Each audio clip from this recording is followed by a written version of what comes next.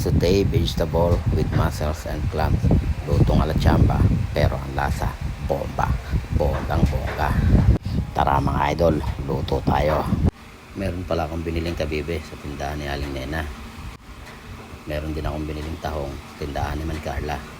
Sa madaling salita, kabibe ni Aling Nena at tahong ni Carla.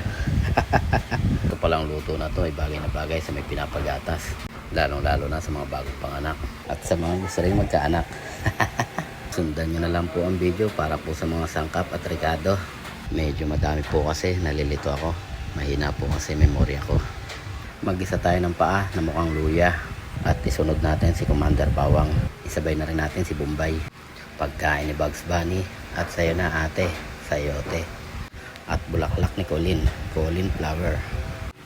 At imekos-mekos na yan insan, sobrang masarap na yan insan.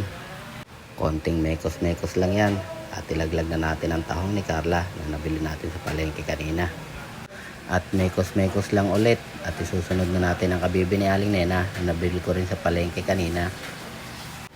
Mekos-mekos lang ulit hanggang sa mahilo sila, kusa sila magsipagbuka.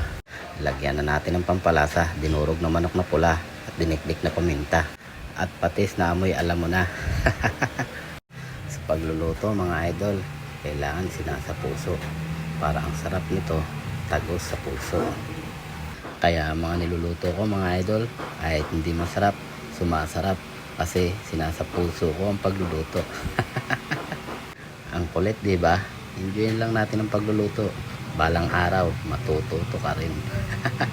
Ilagay na natin ang dahon ng pechay, baka ma-overcook pa ang ating niluluto. Luto na po mga idol at sasandukin na po ni JC Boy at nang matimusan na po.